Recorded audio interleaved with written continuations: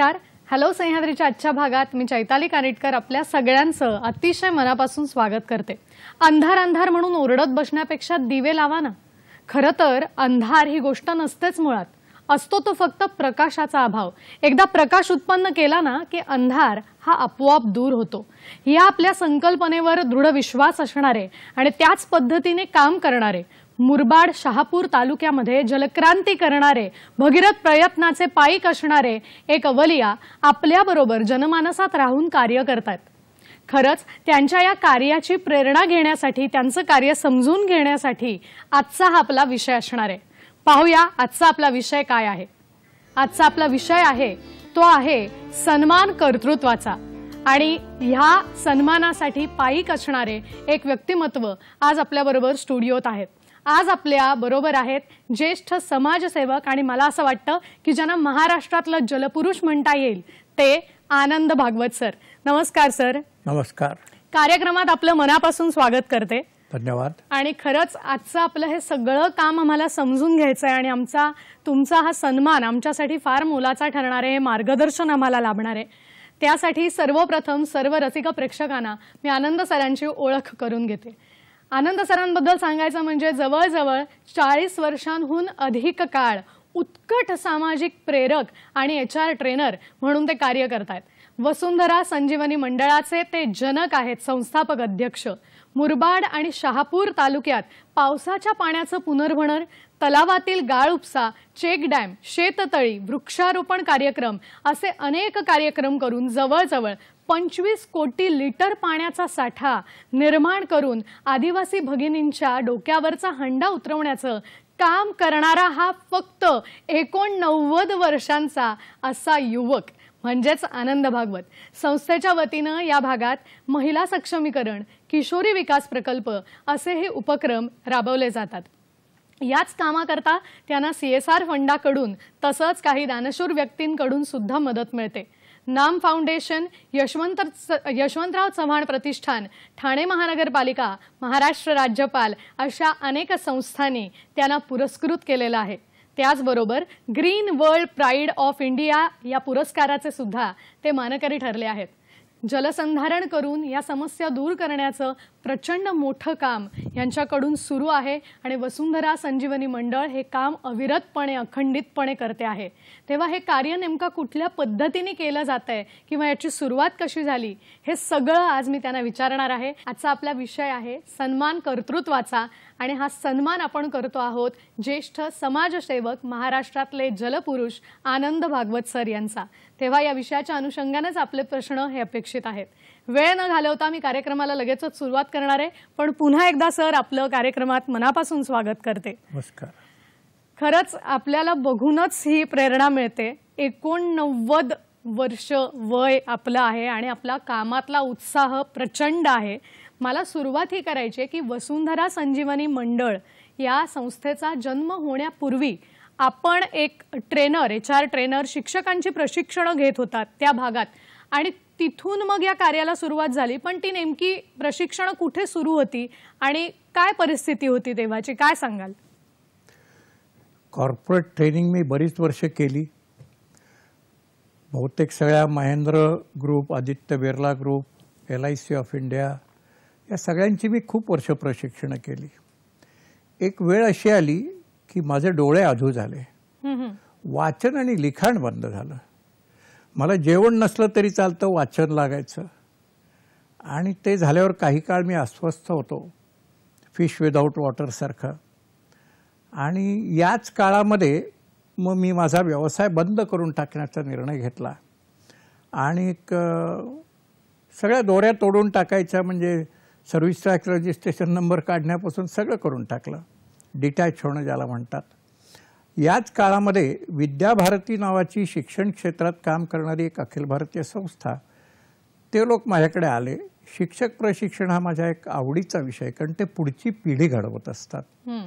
आणि त्यासाठी मी त्या भागात फिरलो. व्हॉलंटरी होतं ते काम. आणि ते करत असताना कान, मन, डोळे उघडे असल्यामुळे तिथल्या अनेक समस्या लक्षात आल्या.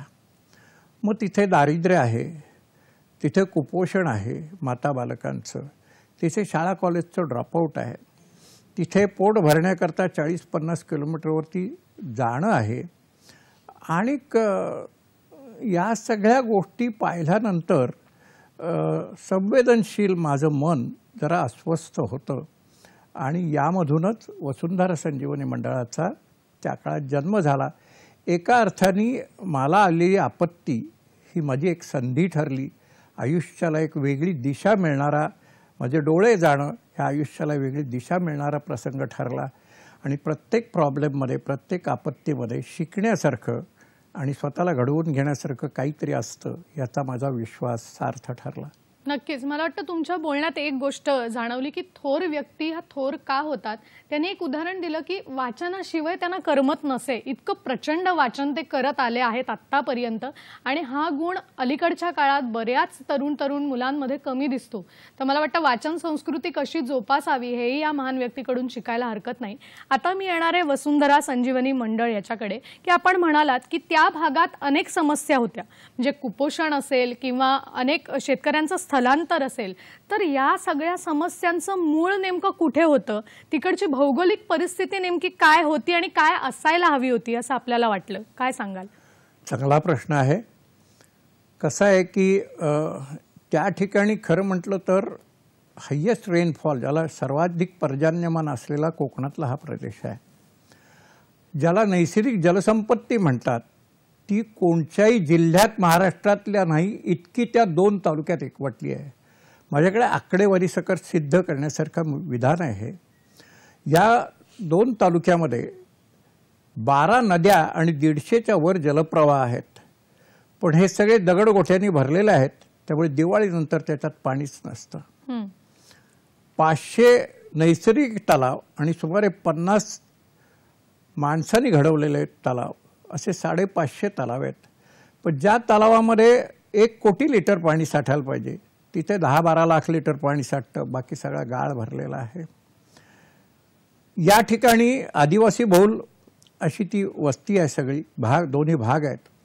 अल्पभूधारकांची संख्या भारतात सर्वात जास्ती आहे आणि भूमिहीन शेतमजुरांची संख्या सुद्धा तिथे खूप जास्त आहे. मग असं लक्षात आलं की पावसाळी भात शेतीनंतर काही नाहीच. कारण जर का प्यायलाच पाणी नाही तर दुसरी शेती होणार कुठून? शेतीपूरक उद्योग, ज्याला कुक्कुटपालन म्हणता येईल, शेळीपालन म्हणता येईल, मत्स्यपालन म्हणता येईल, दुग्ध व्यवसाय म्हणता येईल, हे काहीच नाही. आणि म्हणून पोट भरण्याकरता मुरबाड तालुक्यातून 50 किलोमीटर पुणे जिल्ह्यात जायचं, शहापूर तालुक्यातनं 50 किलोमीटर नाशिक तालुक्यात जायचं, पहाटे निघायला लागायचं, रात्र व्हायची परत यायला. घरातल्या म्हाताऱ्यांचं पण आबाळ. घरातली 8 वर्षाची ताई 3 वर्षाच्या बाळाला सांभाळते, त्यामुळे ती शाळेतच जाऊ शकत नाही. म्हणजे समस्यांची, ज्याला आपण म्हणू साखळीच्या साखळी. मी स्वतः कॉर्पोरेट ट्रेनर होतो आणि त्याच्यात मी प्रॉब्लेम सॉल्व्हिंगवरती सुद्धा वर्कशॉप्स केलेत. त्यातला एक सिद्धांत असा आहे, प्रॉब्लेम सोडवायचा प्रयत्नच करू नका. प्रॉब्लेम सोडवलात तर तो रिऑकर होईल किंवा दुसऱ्या स्वरूपात येईल.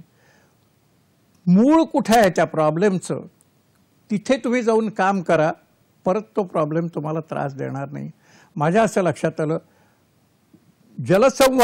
जलसंवर्धन आणि संरक्षण याच्याकडे पूर्ण दुर्लक्ष 100 वर्ष झालेलं आहे. आणि म्हणून त्याकडे लक्ष द्यायचं ठरवलं. आणि मी कॉर्पोरेट ट्रेनिंगमध्ये असल्यामुळे असं झालं की अनेक क्षेत्रातली अत्यंत करिअरमधली टॉपमोस्ट माणसळी ही माझ्या संपर्कात होती. माझ्याबरोबर सिव्हिल इंजिनियर्स आहेत, एन्व्हायरमेंट इंजिनियर्स आहेत, हायड्रोजॉलॉजिस्ट आहेत, ॲग्रिकल्चरमधले एक्सपर्ट्स आहेत, चार्टर्ड अकाउंटंट्स आहेत, फायनान्स मॅनेजर आहेत आणि MBA झालेली काही माणसं माझ्याबरोबर होती. आणि मी या सगळ्या जणांना एकत्र केलं आणि त्यांच्यासमोर ही सगळी परिस्थिती मांडली आणि त्यांना असं म्हटलं की आपण काहीतरी करण्याची आवश्यकता आहे. मला असाही प्रश्न काही जणांनी विचारले की सरकारची ही जबाबदारी आहे, शासनाची ही जबाबदारी आहे. असेल, खरंही असेल, पण याचा अर्थ आपण काही करू नये असा होत नाही. बरोबर. म्हणजे मगाशी म्हटलं तसं अंधार ओरडण्यापेक्षा दिवे लावायचं काम करा ना, अंधार आपोआप दूर होईल. याच्यावर विश्वास ठेवून आम्ही कामाला सुरुवात केली. आणि एक मुद्दा, या सगळ्यांचं म्हणणं असं होतं की राळेगण सिद्धी जसं एक मॉडेल तयार झालं तसं आपण एक गाव घेऊ आणि काम करू. तर मी म्हटलं तुम्ही सगळे इतकी चांगली माणसं आहात, 1-2 वर्षामध्ये ते गाव आदर्श गाव होईल आणि मग आपली राळेगण सिद्धी होईल आणि आपला अण्णा हजारे होईल. मला अण्णा हजारे होण्याची इच्छा नाही.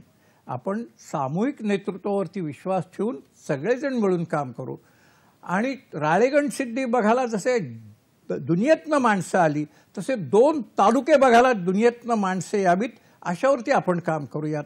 आणि अशी भव्य दिव्य महत्वाकांक्षा घेऊन या संस्थेचा जन्म झाला. क्या बात आहे. तुम्ही एक आत्ता वाक्य म्हणालात मगाशी की तुमच्याकडे असंख्य माणसं आहेत आणि माणसं जोडणं ही खरं तर कला आहे असं म्हणता येईल. तर वसुंधरा संजीवनी मंडळ ही संस्था आपण सुरू केलीत, तर ही कुठल्या साली कोणत्या वर्षी सुरू केलीत आणि मग ही सगळी माणसं जमा करताना जोडताना आपल्याला अडचणी नाही संभवल्या? काय सांगाल? खरं तर प्रत्येक चांगल्या कामामध्ये अडचणी येतच असतात. मी एक उदाहरण देतो की जगाला गीता देणाऱ्या श्रीकृष्णाचा जन्म जेलखान्यात झालेला आहे. यापेक्षा वेगळं काय असू शकतं? चांगलं काम करायचं आहे ना, अडचणी अडथळे येणार, विरोध होणार आणि इनस्पाईट ऑफ दॅट तुम्ही काम करणं हीच तुमची जबाबदारी असते खरं सांगायचं तर. त्यामुळे अडचणींचा मी फारसा विचार केलाच नाही खरं सांगायचं तर. आपण अडचणीतच फार गुंतून पडतो आणि ते करायचं आहे त्याच्याकडे मग दुर्लक्ष होतं असं मला स्वतःला वाटत आलेलं आहे. माणसं गोळा करणं हे माझ्या जीन्समधनं आलेलं आहे. माझ्या वडिलांचा लोकसंग्रह अफाट मोठा लोकसंग्रह होता. विनोदजी भावे माझे आईचे मामा, त्यांच्याकडनं अनेक गुण जीन्समधनं माझ्याकडे आलेत. याचा उल्लेख करण्याचं एक कारण असं आहे की आपण खूप मोठे झालो ना की अहंकार येण्याची शक्यता असते. पण मला हे कोणाकडनं तरी मिळाला याची जाणीव ठेवली ना तर अहंकाराला जागा शिल्लक राहत नाही. आणि म्हणून करता मी माझ्या ह्या ज्यांनी मला त्यांची सगळी पुण्यही माझ्या कामाला येते आणि म्हणून त्याचा उल्लेख करणं मी आवश्यक समजतो.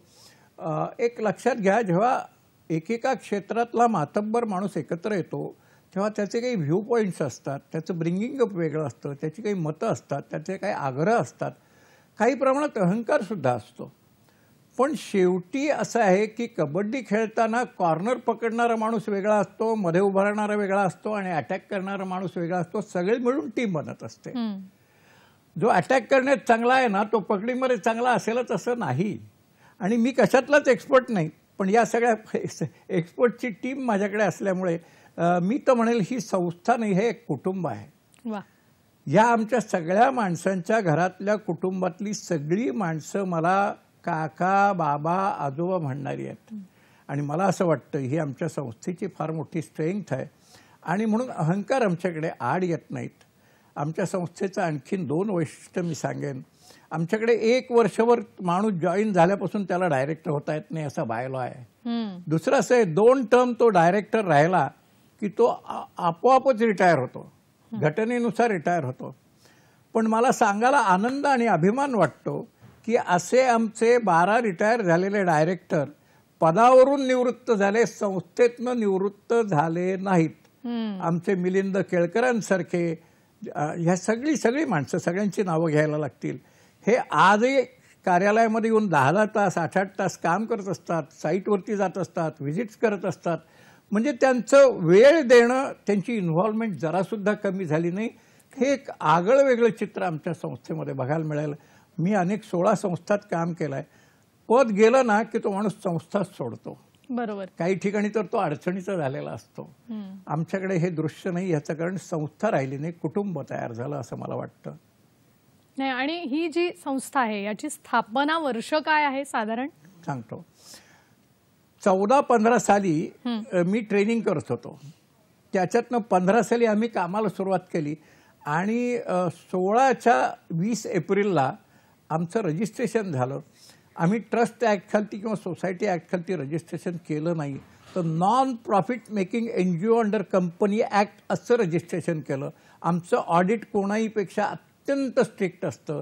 आमच्याकडे डायरेक्टर सोडा, सभासदसुद्धा डायरेक्ट किंवा इनडायरेक्टली बेनिफिशियरी असू शकत नाही. आणि हे असं रजिस्ट्रेशन करण्याचं कारण असं आहे, जे देणगीदार आहेत ना त्यांना 101% खात्री आहे की ह्यातला प्रत्येक रुपया चांगल्या कामाकरता खर्च होईल. ही या रजिस्ट्रेशनचं एक खासियत, वैशिष्ट्य आहे. असं आहे. नक्कीच मला वाटतं ही पारदर्शकता ठेवून ही संस्था काम करते आणि म्हणूनच इतक्या चांगल्या पद्धतीने मुरबाड आणि शहापूर या दोन्ही तालुक्यांमध्ये खूप चांगल्या रीतीने जलसंधारण घडतंय आणि जलदुर्भिक्ष दूर होतंय। खरं तर या संस्थेची माहिती खूप आहे आणि त्याचीच एक छोटीशी ध्वनिचित्रफीत आता आपल्या समोर येणार आहे। पाहूया ध्वनिचित्रफीत। पावसाच्या पाण्याचे पुनर्भरण, तलावातील गाळ उपसा, चेक डॅम, शेततळी, वृक्षारोपण करून 25 कोटी लिटर पाण्याचा साठा निर्माण करून आदिवासी भगिनींच्या डोक्यावरील हंडा उतरवण्याचं काम करणारा 89 वर्षांचा तरुण म्हणजे आनंद भागवत। वसुंधरा संजीवन मंडळाच्या वतीने या भागात महिला सक्षमीकरण, किशोरी विकास प्रकल्प असेही उपक्रम राबवले जातात। या कामासाठी त्यांना CSR फंडातून व काही दानशूर लोकांकडून मदत मिळते। नाम फाउंडेशन, यशवंतराव चव्हाण प्रतिष्ठान, ठाणे महानगरपालिका, महाराष्ट्राचे राज्यपाल अशा अनेक संस्थांनी त्यांना पुरस्कृत केलंय। अशा या व्यक्तिमत्वाला क्या बात आहे। खरंच संस्था आणि तिचं आदिवासी बहुल क्षेत्रातलं हे कार्य खरोखर मोठं आहे, कारण जलदुर्भिक्षाचं संकट हे फक्त मुरबाड आणि शहापूर या 2 तालुक्यात नाहीये। याची सुरुवात करून देणं, अविरत कार्य करणं हे काम ही संस्था करते, जे फार महत्त्वाचं आहे। कारण आपण जल एक जीवन आहे असं म्हणतो आणि पाणी हे सगळ्यांनाच अन्ना इतकंच महत्त्वाचं आहे। सर मला असं विचारायचं आहे की 2016 साली ही स्थापना झाली, वसुंधरा संजीवनी मंडळाचा जन्म झाला आणि त्याच्यानंतर आपलं काम सुरू असताना सलग 2-3 वर्षांनी एक भयावह संकट सगळ्यांसमोरच आलं आणि ते होतं कोविडचं संकट। तर या कालावधीमध्ये या मंडळाचं काम नेमकं कशा पद्धतीने सुरू राहिलं आणि कुठलं एक ध्येय लक्ष्य समोर ठेवून हे काम सुरू होतं, काय सांगाल? चांगला प्रश्न आहे। तो काळ तर सगळ्यांच्याकरता सारखाच होता, आम्ही काही त्याच्यापेक्षा वेगळे नव्हतो। पण मी सरकारी अधिकाऱ्यांशी खूप संपर्क ठेवून होतो। आमचे जिल्हाधिकाऱ्यांनी त्यांच्याकडे काय झालं की CSR मधनं फंडिंग येणं जे असतं ते शासनाकडे जास्ती प्रमाणामध्ये आलं एरवीपेक्षा। कारण अनेक संस्थांना असं वाटलं आपण जिल्हाधिकाऱ्यांना त्यांच्या CSRचे पैसे देऊ, आणि असा काही पैसा जिल्हाधिकाऱ्यांनी 33 लाख रुपये आम्हाला दिले जे त्यांच्याकडे अतिरिक्त होते। या 33 लाखामध्ये आम्ही जलसंधारणाची आणि आम्हाला पाहिजे असलेली कामं त्या काळात केली। दुसरं असं आहे की ही सबसिडी ती सबसिडी, हे फुकट वाटा ते फुकट वाटा, याच्या मी स्वतः व्यक्तिशः फार विरोधात आहे। प्रत्येक माणसाला हात पाय कांडोळे नाक दिलेले असतात, पराक्रम कर्तृत्व दिलेलं असतं, त्यांना लाचार करणं मला मंजूर नव्हतं। पण तो काळ असा होता की शेती नव्हती, उद्योग नव्हता, मायग्रेट होता येत नव्हतं, बरोबर। त्यामुळे ते उपाशीच राहू शकले असते। त्या काळात श्री रविशंकरांकडनं निरनिराळ्या संस्थांकडनं आम्ही धान्य गोळा केलं आणि आमचे सगळे ग्रामीण कार्यकर्ते वाड्या पाड्यापर्यंत जाऊन ते धान्य वाटपाचं काम करत होते। रस्त्याने जाणारे, उत्तर प्रदेशकडे जाणारे कुटुंब होती, त्यांच्याकरता अन्नछत्र तयार झाली, त्यांना आम्ही सपोर्ट करत होतो। ते त्या काळामध्ये आवश्यक जी होती, अपरिहार्यता होती, त्याच्यावरती आम्ही काम करत होतो। दुसरं असं, जिल्हाधिकारी आमच्या सगळ्या जणांना वेगळं पत्र दिलेलं होतं की सकाळी 7 ते संध्याकाळी 7 जिल्ह्यात कुठेही फिरायला परवानगी, आमच्या गाड्यांचे नंबर सुद्धा घालून दिलेले होते। त्यामुळे आम्हाला त्या भागामध्ये फिरता आलं, आमच्या कार्यकर्त्यांना काम करता आलं, आणि म्हणून तो काळ सुद्धा हा आपत्तीचा काळ नसून एका वेगळ्या आव्हानाचा काळ होता आणि त्या आव्हानाला आम्ही सामोरे जाऊ शकलो। मला वाटतं तुम्ही म्हणालात तसं की आपल्या बरोबर अनेक लोक उभी राहतात, जर आपण नियोजन पद्धतीने शिस्तीने आणि व्यवस्थित काम करू शकत असू तर। याच कोविड काळात असंख्य कामं वसुंधरा संजीवनी मंडळाकडून केली गेली आहेत आणि त्याविषयी नक्कीच आपल्याला माहिती मिळणार आहे। फक्त वेळ झाली एका छोट्याशा विश्रांतीची, कुठेही जाऊ नका, लगेचच परत येतोय, पाहत रहा हॅलो सह्याद्री। ब्रेक नंतर पुन्हा एकदा सगळ्यांचं स्वागत करते। पाण्याचं दुर्भिक्ष जाणवणाऱ्या भागामध्ये चांगल्या पद्धतीने जलसंधारण करून तिकडच्या सगळ्या आदिवासी बहुल जमातीला या विवंचनेपासून दूर करण्याचं काम वसुंधरा संजीवनी मंडळ करत आहे आणि त्याचेच संस्थापक आज आपल्या स्टुडिओत आपल्या बरोबर आहेत आनंद भागवत सर। वसुंधरा संजीवनी मंडळाचं काम हे 2016 पासून अतिशय कार्यालयीनरित्या जरी सुरू झालेलं असलं तरी मधल्या कोविडच्या काळात अनेक संकट त्यांच्यावरही आली, पण त्यातून हे एक आव्हान आहे हे समजून ते पुढे व्यवस्थित धीराने जात होते. याच कालावधीत सर मी असंही ऐकलंय की एका नदीचं पुनरुज्जीवन करण्याचं काम आपल्या मंडळाने केलं, कनकविरा नदी. आणि या नदीत अतिशय चांगल्या पद्धतीने जलसाठाही निर्माण झाला. तर ते नेमकं काम कशा पद्धतीने झालं, काय सांगाल? आमचं काम मुरबाड तालुक्यात सुरू झालं आणि तळवली म्हणून जे गाव आहे तिथे एक आश्रमशाळा आहे. आत्ताच कैलासवासी झालेले दिगंबर विशे त्या ठिकाणी आमदार होते, तेही पहिल्या दिवसापासून आमचे मेंबर होते. आमच्या संस्थेचं नाव वसुंधरा संजीवनी मंडळ आणि लोगो हा त्यांनी दिलेली देणगी आहे, याचं मी आज स्मरण करू इच्छितो. त्याच्या समोर एक नदी आहे, सगळी दगडगोट्यांनी भरलेली. दिवाळीनंतर त्याच्यात पाणीच नसायचं. त्या भागातल्या काही कारखानदारांना एकत्र करून काही पैसा उभा करायचा ठरला आणि जिल्हाधिकाऱ्यांनी पण त्याच्यात लक्ष घातलं. त्याच्यातनं काही निधी उभा राहिला. 22 किलोमीटरची ही नदी आहे. दिवाळीनंतर ज्याच्यात पाणीच नसतं, बाजूला सगळ्या हांडे घेऊन बायका फिरण्याचं दृश्य तसंच पाहत होतो मी. आणि असं वाटलं की आपण काही प्रयोग करून पाहू. सगळी नदी पूर्ण ही करण्याची ताकद आमच्यामध्ये नव्हती हे आम्हाला कळत होतं, पण असं पाहिलं की एक प्रयोग करून पाहायला काय हरकत आहे. बरोबर. आणि म्हणून एक विशिष्ट भाग आम्ही डोळ्यासमोर ठेवला आणि दगडगोटे काढायचं ठरवलं, कारण दगडगोटे भरलेले होते. 35,000 क्युबिक मीटरचा गाळ आम्ही काढला. बापरे.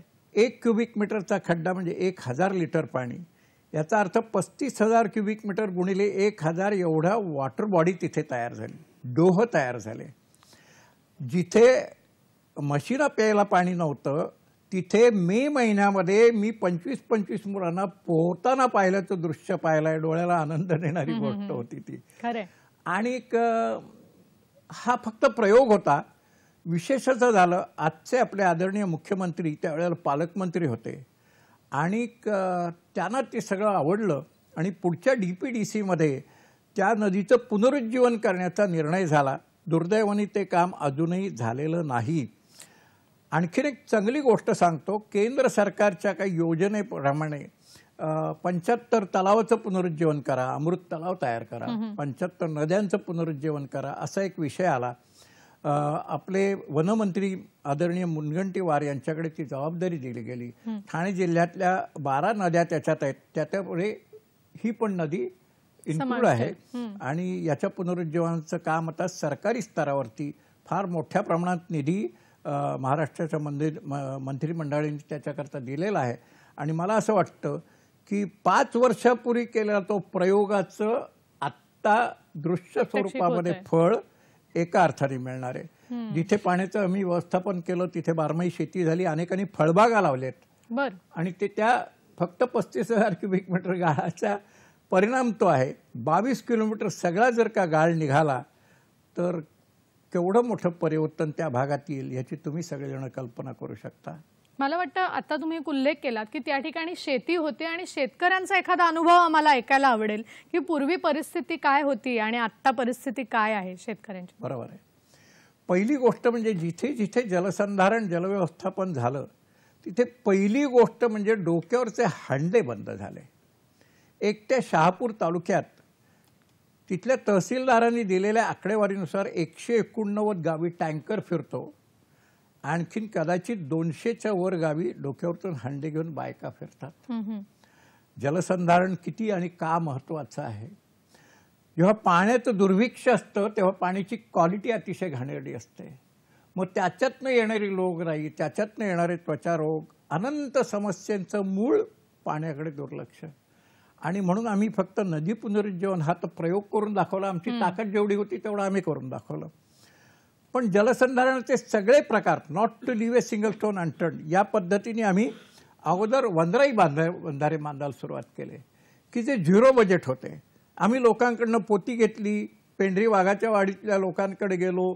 त्या लोकांनी 28 दिवसात 30 वंदराई बंधारे बांधले. कलेक्टर आणि CEO ते बघायला आले होते, कारण महाराष्ट्राचं ते रेकॉर्ड झालं.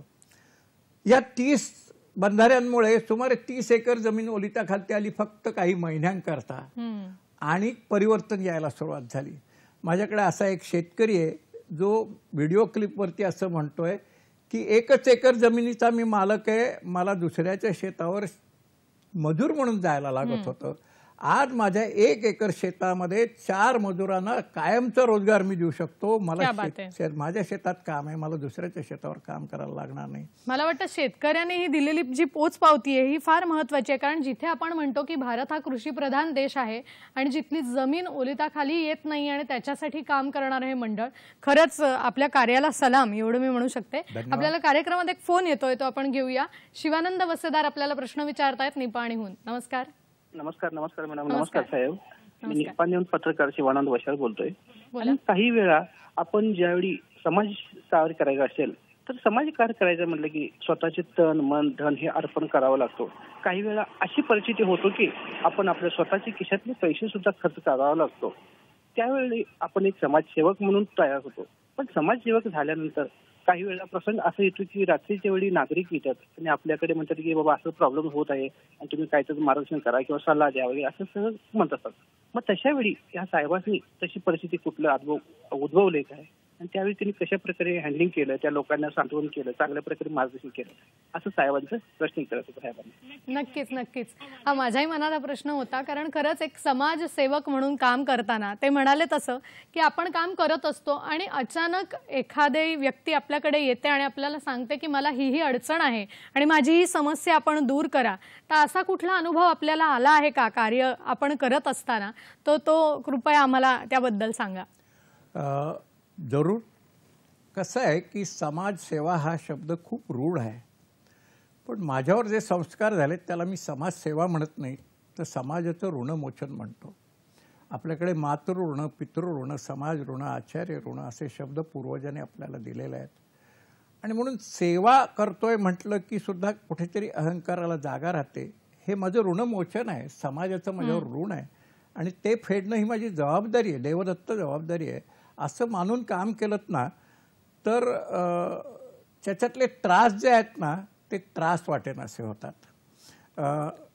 कसं असतं माहिती आहे का की एखाद्या वेळेला अडचणीच्या वेळेला अडचणीचा प्रश्न घेऊन आलेला माणूस असतो, तर कसं आहे की त्याची ती जेन्युइन अडचण असते म्हणून आलेला असतो. ही मुळात तुम्ही समजून घेतलंत ना तर त्याला नाराज न करता, त्याचा इन्सल्ट न करता प्रेमाने तुम्ही त्याला समजून सांगितलंत ना की उद्या आपण दुपारी 4 वाजता बसू आणि तुझ्या समस्येवरती आपण काम करू, विचार करू, तर तो माणूस दुसऱ्या दिवशी 4 वाजता तुमची वाट बघत असतो. असा माझा अनुभव आहे. म्हणून नकार कसा द्यावा हे सुद्धा एक मोठं कौशल्य आहे आणि कम्युनिकेशन स्किल मी शिकवत असल्यामुळे ते मला अवगत होतं. आणि कोणालाही नाराज न करता त्याच्या समस्येचं उत्तर दिलं पाहिजे. एक भान मात्र मी ठेवलेला आहे, माझ्याकडे वैयक्तिक समस्या घेऊन येणारी माणसं खूप आहेत. कारण माझे सरकार दरबारी संबंध आहेत, जिल्हाधिकाऱ्यांशी संबंध आहेत, सरकारी अधिकाऱ्यांशी संबंध आहेत आणि म्हणून कधी जेन्युइन कामं, कधी स्वार्थाची कामं घेऊन येणारी माणसं असतात. आणि या सगळ्या जणांना मी मान वाकवून नमस्कार करून सांगतो की तुमची वैयक्तिक समस्या सोडवणारी वेगळी माणसं आहेत, त्यांच्याकडे तुम्ही जा. तुमच्या गावाची समस्या आहे, तुमच्या कुठच्या तरी याची समस्या आहे, सामाजिक समस्या आहे, त्या समस्या माझ्याकडे येऊन घ्या. मला देवाने असं सांगितलं आहे, वैयक्तिक समस्या त्या भानगडीत पडू नकोस, तुझं आयुष्य त्याच्यातच खर्च होईल. सामूहिक समस्या, ग्रामसमस्या सोडवण्याकरता तुला जन्म दिला आहे असं मी स्वतःला सांगतो आणि त्यांनाही मी विनम्रपणे ते सांगतो. माझ्याकडे आता येणाऱ्यांचं प्रमाण संपलं. एकदा एक शहापूरचे ग्रस्त मला म्हणाले तुम्हाला ठाण्यापर्यंत मी गाडीने सोडणार आहे आणि गाडीमध्ये त्यांनी विषय काढला, कलेक्टरकडे माझं असं असं काम आहे, तुम्ही कराल का? त्यांनी मला ठाण्यापर्यंत का सोडायचं ठरवलं हे मला कळलं. आणि ह्या सगळ्या गोष्टींपासून तुम्ही दूर राहिलात तर खरं समाजकार्य तुम्ही करू शकता आणि तरच समाजामध्ये परिवर्तन येऊ शकतं. नक्कीच. मला वाटतं ज्यावेळेला समाजकार्य होतं तेव्हा वैयक्तिक सुद्धा बऱ्याच अडचणी ह्या त्याच्यातल्या संपून जातात. त्यामुळे हे भान ठेवलं पाहिजे, ज्यावेळेला एखादा समाजसेवक हे काम करतोय तेव्हा त्याला सहकार्य करा. वैयक्तिक प्रश्न हे थोडेसे बाजूला ठेवले पाहिजेत असं मला वाटतं. सर, मला या दृष्टीने विचारायचं की मगाशी तुम्ही एक शब्द वापरलात की गाळ उपसणे हा एक प्रकार जो आपल्या सगळ्या उपक्रमांमध्ये येतो. तर हा जो उपसलेला गाळ आहे तर त्याचा आपण काय वापर करता, हा माझ्या मनात आलेला प्रश्न. कारण एवढा गाळ उपसा निघाल्यानंतर त्या गाळाचं काय नेमकं केलं जातं, हा एक माझ्या मनात प्रश्न आहे. चांगला आहे. वनराई बंधाऱ्यानंतर आम्ही चेकडॅम बांधायला, कॉन्क्रीटचे बंधारे बांधायला सुरुवात केली रोटरीने असे खूप बंधारे बांधले, पण त्याच्या आधी डिशिल्टिंग केलेलं नव्हतं.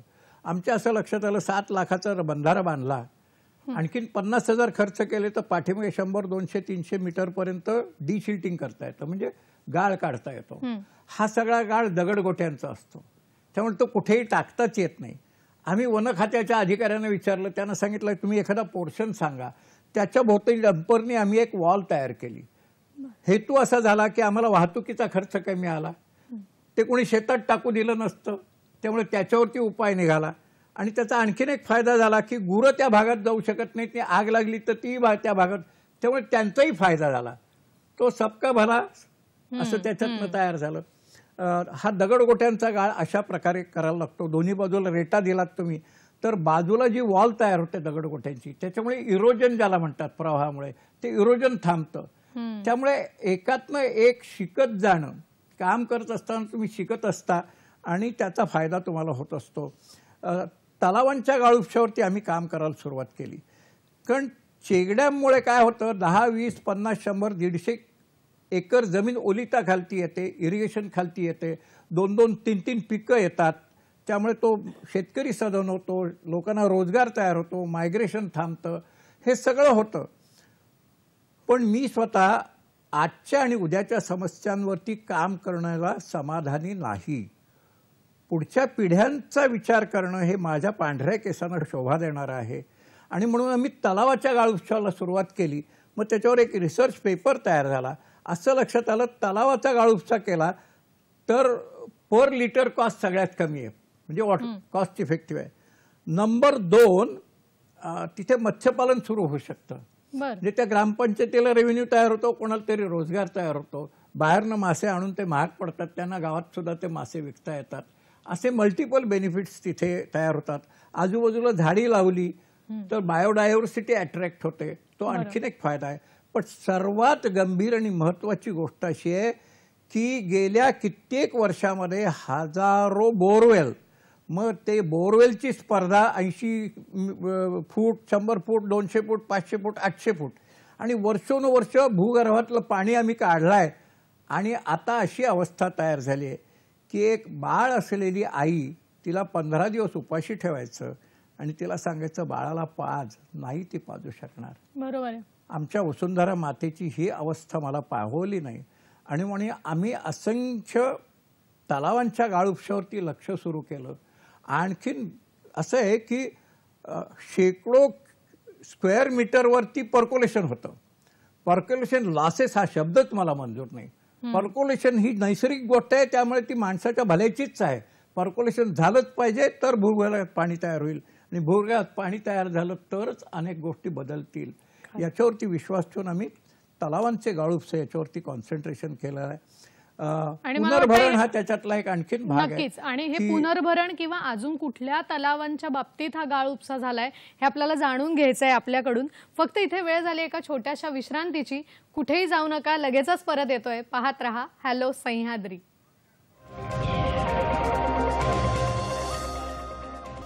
ब्रेक नंतर पुन्हा एकदा सगळ्यांचं स्वागत करते. आज आपल्या बरोबर आहेत ज्येष्ठ समाजसेवक आनंद भागवत सर, ज्यांनी मुरबाड आणि शहापूर तालुक्यामध्ये जलसंधारणाचं मोठं काम ते आता करत आहेत आणि केलेलं आहे. आणि मगाशी एक आपला विषय झाला होता, तो झाला होता चेकडॅम बद्दल. पेंढरी चेकडॅम असेल किंवा तळवली चेकडॅम असेल, तर हे नेमके बांधताना कशा पद्धतीने काम आपल्या संस्थेकडून झालं, काय सांगाल? आमच्याकडे चांगले अनुभवी इंजिनियर्स असल्यामुळे कमीत कमी खर्चामध्ये अधिकाधिक चांगलं काम असं सूत्र राहिलं. लोकजागृती, लोकशिक्षण, लोकसहभागाचाही आम्ही उपयोग करून घेतला. सरकारी ज्या ज्या ठिकाणी सपोर्ट मिळण्यासारखा आहे तिथे सरकारी सपोर्ट घेतला. याशिवाय नाम फाउंडेशन, जैन संघटना यांच्यासारखा पण आम्ही सपोर्ट घेतला. आणि आमच्या यशामध्ये हे ज्याला सिनर्जी म्हणता येईल, नेटवर्किंग म्हणता येईल, ह्याचा वाटा मोठा होता. त्या विषयातले तज्ज्ञ असल्यामुळे आम्हाला कन्सल्टन्सीवरती काही रुपया खर्च करायला लागला नाही, हे त्याच्यातला एक विशेष आहे. त्यामुळे कमी खर्चामध्ये अधिक चांगलं बांधकाम. चेकडॅमचा जो दगडगोट्याचा, त्याचं मी डिस्पोजल कसं केलं ते सांगितलं. तलावाच्या गाळुपशाचं एक वैशिष्ट्य असं आहे, ती अतिशय सुपीक माती असते.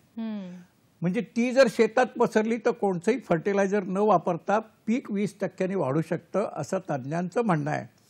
आणि म्हणून आजूबाजूच्या शेतकऱ्यांना आम्ही एकत्र करतो. त्यांच्या गाव सभा झालेल्या असतात, ग्रामपंचायती सभा झालेल्या असतात. आम्ही त्या सगळ्यांकडनं एक शपथ ग्रहण केलेलं असतं की वसुंधरा आमच्या भल्याकरता काम करणार आहे, आम्ही सगळं सहकार्य करायला तयार आहोत, कारण आमच्या पुढच्या पिढ्यांचं भलं त्याच्यामध्ये आहे. त्यामुळे लोकसहभाग मिळतो.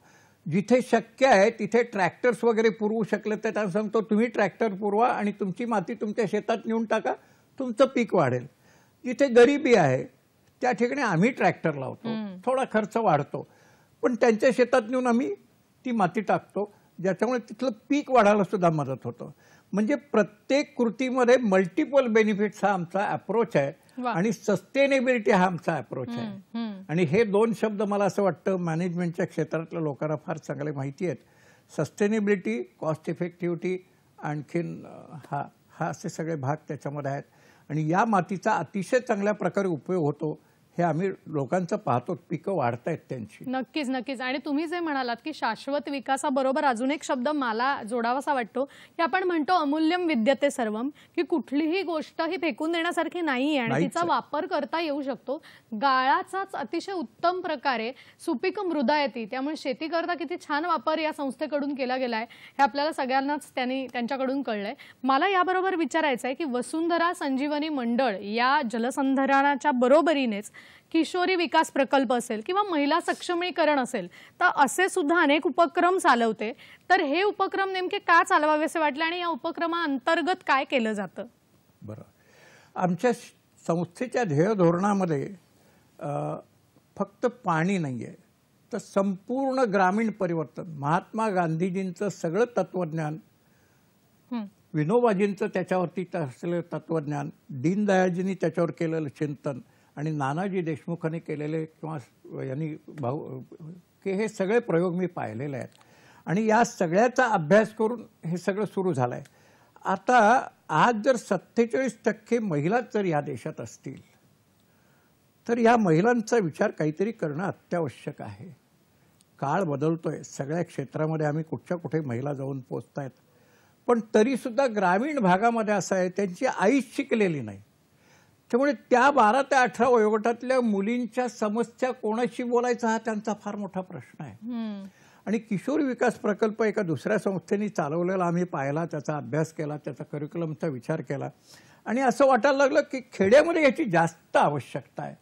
आणि आम्ही 40 वर्ग सुरू करायचे, आम्ही प्रशिक्षणं केली, महिलांची प्रशिक्षणं केली. त्यांना आम्ही ताई म्हणतो, शिक्षिका म्हणत नाही, कारण ताई म्हटल्यामुळे त्या मुली जास्ती जवळकी त्यांच्याशी बोलू शकतात असं लक्षात आलं. आणि अभूतपूर्व यश आमच्या याला आलेलं आहे. दुसरं, दूरगामी विचार हा माझा मूलभूत चिंतनातून आलेली गोष्ट आहे. आजच्या समस्यांच्या बरोबर या सगळ्या मुली उद्याच्या माता असणार आहेत आणि या देशाच्या किंवा या जगाच्या पुढच्या पिढीच्या त्या माता असणार आहेत. त्यांनी आदर्श माता झाल्या तर आदर्श पुत्र आणि कन्या त्या जन्माला घालतील, घडवतील, असं डोळ्यासमोर ठेवून, भव्य दिव्य चित्र डोळ्यासमोर ठेवून किशोरी विकास प्रकल्प सुरू झाला. मला सांगायला आनंद वाटतोय की आम्हाला 6 वर्ष लागली जलसंधारणामध्ये नंबर 1 ला यायला. किशोरी विकास प्रकल्पात आम्ही 1 वर्षामध्ये नंबर 1 ला येऊ असं चित्र दिसायला लागलेलं आहे. एखादी मुलगी म्हणते मला आई नाही, कोणाशी मी बोलाय माझ्या समस्या. एक मुलगी म्हणते माझा बाप, माझं लग्न करून टाकायचं आहे, मला खूप शिकायचं आहे. या सगळ्याची उत्तरं किशोरी विकास प्रकल्पात असल्यामुळे तो इतका यशस्वी झाला की अनेक शाळा आणि वसतिगृहातून आमच्याकडे अर्ज येत आहेत, आमच्याकडे हा प्रयत्न सुरू करा. इतका अभूतपूर्व माझ्या कल्पनेपेक्षा यश त्याच्यात येत आहे. परमेश्वर हे सगळं माझ्याकडून करून घेत आहे. आणखीन मला असं वाटतं की या 2 तालुक्यांचं संपूर्ण परिवर्तन जे आहे त्याच्यामध्ये महिला सक्षमीकरण ही अत्यावश्यक बाब आहे, मग ती दुर्लक्षित करून चालणार नाही. आणि म्हणून किशोरींपासूनच आपण सुरू केलं आहे. महिलांचेही आम्ही काही उद्योजकता वर्ग वगैरे घेत असतो, तिथे काही उद्योग निर्मिती पण आपण करत असतो. काही शिवणकामाचे वर्ग आपण चालवतो, ज्याच्यातनं त्या आयांना घर संसार सांभाळून घरामध्ये 4 पैसे मिळवता येऊ शकतात. तेव्हा ज्याला समग्र होलिस्टिक विचार म्हणू, असा विचार करून ही संस्था जन्माला आली, काम करते, काम करत राहील. नक्कीच. मला वाटतं आणि हा संस्थेचा फक्त आत्ताचा वर्तमान काळातला विचार नाहीये, याच्यात कुठेतरी भविष्य काळ सुद्धा आपल्याला दिसतोय आणि त्या दृष्टिकोनातून जे जे करता येईल, या 2 तालुक्यांचं जे जे परिवर्तन करता येईल ते या संस्थेकडून केलं जातंय. मला एक प्रश्न मनात आहेच जो मगाचपासून आहे की आपलं वय 89 आणि आज आपण इतके छान बोलता आहात, इतका उत्साह आहे, तर आपल्या या वयातल्या कामाचं गमक काय आहे किंवा त्याची कुठली प्रेरणा आहे, काय सांगाल? त्याची काय सूत्र आहेत किंवा हे तंत्र काय आपलं या वयात काम करायचं, काय सांगाल? पहिली गोष्ट म्हणजे आज शाळांना मैदानं नाहीत. माझं बालपण आणि तरुणपण मैदानावरती गेलं. सूर्यनमस्कार मी वर्षानुवर्ष घालत होतो. नंबर 3 असा आहे की व्यसन शून्यता असणं ही फार चांगली गोष्ट आहे. चौथी गोष्ट आयुर्वेदाने सांगितलेलं दिनचर्या, ऋतुचर्या, हे जे सगळं आहे, आहार विहार व्यायाम विश्रांती, हे जर तुम्ही पाळलत ना तर रोग तुमच्यापासून दूरच राहतात. खरं म्हटलं तर आपली प्रकृती दुसऱ्या कोणाच्या हातात नसते, आपल्याच हातात असते. तेव्हा अतिशय डिसिप्लिन ज्याला म्हणतो, कोणीतरी लादलेला डिसिप्लिन नकोसा असतो, स्वतः स्वीकारलेला डिसिप्लिन आनंददायी असतो असा माझा अनुभव आहे. तर हे सगळं आहे. त्याशिवाय मन एव मनुष्याणाम असं म्हटलेलं आहे. तुमचं मन जर का चांगल्या माणसांबरोबर तुम्ही आहात, चांगल्या विचारामध्ये आहात, दुर्विचार मनात यायला व्हॅक्युमच तयार होत नाहीये, तर हे सुद्धा तुमची प्रकृती चांगलं राहण्याचं एक फार मोठं साधन आहे. शेवटची एक फार महत्त्वाची गोष्ट सांगतो. आज 58व्या वर्षी रिटायर झालेला माणूस 60व्या वर्षी 70ीत गेल्यासारखा वागायला लागतो. तुम्ही स्वतःला सांगायला लागतात माझं वय झालंय, माझं वय झालंय. कोणीतरी माझ्या 90 वर्षाचा उल्लेख केला की त्याला सांगतो माझ्या वयाची आठवण करून देऊ नको रे. आलं का नाही लक्षात? असं आहे की 100 वर्ष हे किमान आयुष्य हे परमेश्वरांनी तुम्हाला दिलेलं आहे. ते आहे आणि ते जेवढं क्रियाशील राहाल तेवढी तुमची तब्येत चांगली राहील असं मला माझ्या वयाच्या माणसांना सांगायची इच्छा झालेली आहे. तो अधिकार मला आहे असं वाटत नाही, पण ती तळमळ माझ्यामध्ये असल्यामुळे मी ते बोलतोय. नक्कीच अधिकार सुद्धा आहे, कारण या वयात हे काम करणं आणि इतक्या पोटतिडकीने हे सगळ्यांना सांगणं ह्याच्यासाठी सुद्धा तितकंच वय आणि तितका अनुभव पाठीशी असावा लागतो. वसुंधरा संजीवनी मंडळाचं हे काम इतकं मोठं आहे की त्याचं एका सादरीकरणाच्या माध्यमातून ते दृश्यमान होणंही तितकंच गरजेचं आहे. तेव्हा आपण आता त्याची काही दृश्य पाहणार आहोत. पाहूया छोटीशी झलक.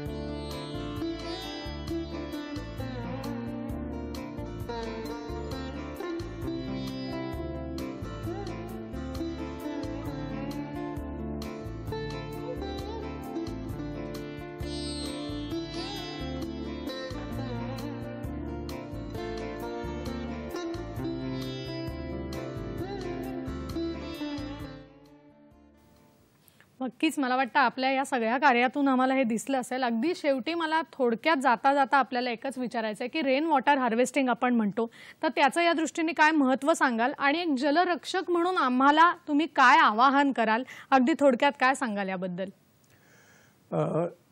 Not to leave a single stone unturn पद्धतीने आज बोरवेल झालेले आहेत, पण ते सगळे ड्राय होत आहेत.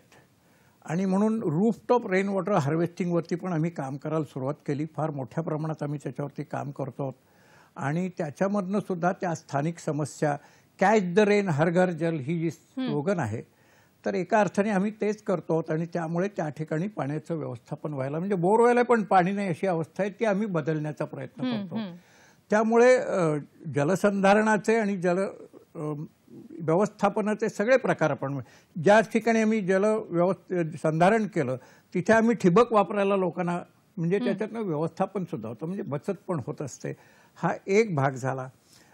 तुम्ही सगळेजण खूप काही करू शकता, खूप काही करू शकता.